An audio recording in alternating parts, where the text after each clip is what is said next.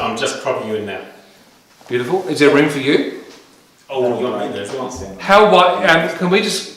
Just how you want. Can you just use him cutting in as usual? Yes. Hi everyone, welcome. This is the preview to episode 149 of the Adelaide Show. It comes out later tonight. You might know these faces: Andrew Montesi. Yes, that's my name. James Begley. Nigel Dobson-Keefe. Hello. And me. You're supposed to say hello. Hello. Oh, hi. And you need to imagine the beak and the feathers and things over here. Oh yes, this man was one of the great mascots of the Adelaide Football Club, and James had a few kicks.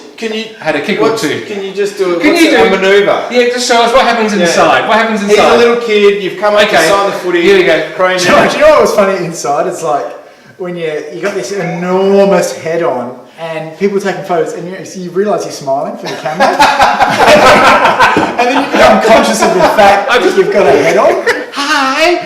So sometimes, like I'm inside the suit. This is, I was 19 at the time. I'm smiling. Here we go. And then you become conscious, and you realise just like you're looking at me going, I'm happy. I'm What are you doing? What are you doing? Really? That's the wing. Are you soulless inside? Just hating life, and it's like some kids like kicking you in the shins, and you're just like, and then when the teacher's not looking, you're going. Wow, that was hard. And I seriously did that. I got physical with it. Because you're a little hot too, aren't you? You're hot. Sometimes it's 38 degrees sometimes. You're sitting there just steaming. We have had Ralph on, who was Fat Cat for many years, and he talked about... Why am I being defined by this guy? This is not me. Don't get defined. You're more than that, Andrew Montesi. But James, you do serious leadership. So what I want to talk about is, let's combine this all together. Yep. I'm going to give you this. One of the big lessons in leadership is knowing how to delegate or to handball tasks to others. I'm the best at that. So can you please give us a 30-second tutorial in how to handball? And we will learn skills from here that will then apply to tasks in life. Yeah. 2 phases. When you're learning, keep it stationary, all right? Keep it basic. Keep this stationary and you whack it with your sort of piston-like preferred hand. Whack it with the piston. I've got that. Piston. Yes. You never put your knuckle or your thumb underneath your bracket. Yep. So keep it like that and you aim to hit the ball with that part of your hand. See, I go that and you have to aim for that. You aim for the bottom of the ball. Absolutely, because you want it to spin backwards, right? So phase 1, this hand remains still, right? Okay. Yep.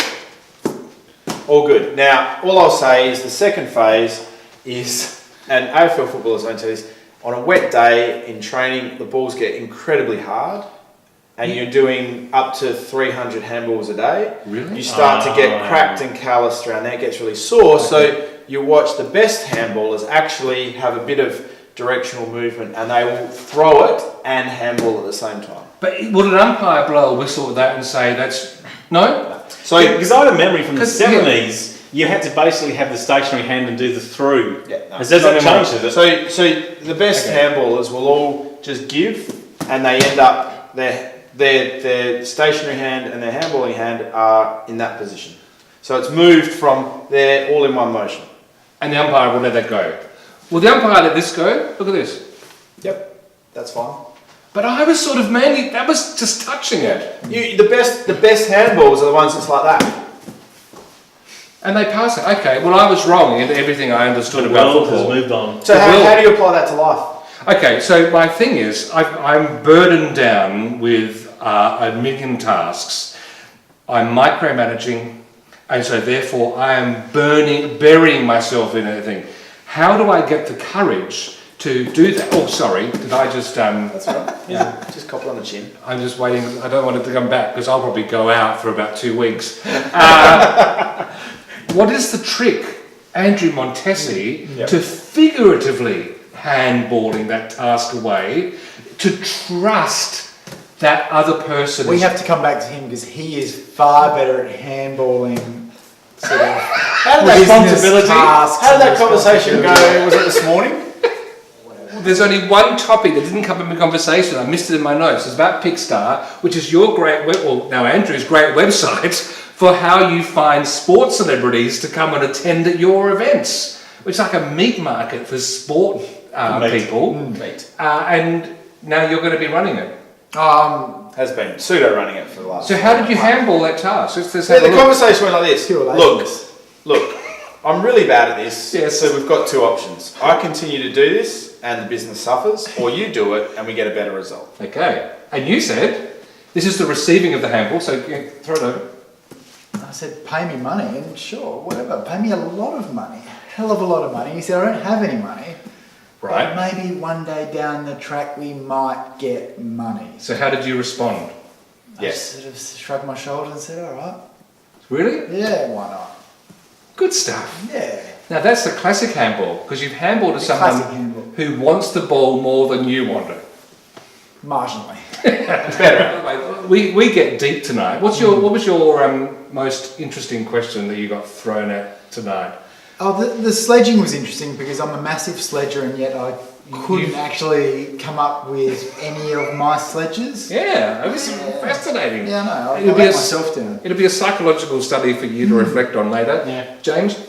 For me, it was just the process of being asked the questions. As opposed. Yeah, so you realise that you're suddenly, I want to impress, I want to say the right things, I want to say interesting things, and I realised when you're on the other side of it, it's kind of easy because you're just doing the poking and the prodding. So yeah, just being on the receiving end was a good change up. All right. So much to hear. These guys have great stories to tell. Listen in tonight. The Adelaide Show, episode 149. You can find us on iTunes. You can find us in your favourite podcasting app. We're on Stitcher Radio. Search for us on Google. The Adelaide Show Podcast 149. Get onto it. And that would be a goal. Is that cliche?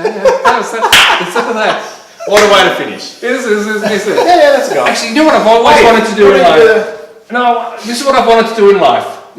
Can I just do it in front of you? Well, it depends. And just No, wait. piece of... Oh, here we go. Very theatrical. Did you do theatre on the high? You must have. Beautiful. That's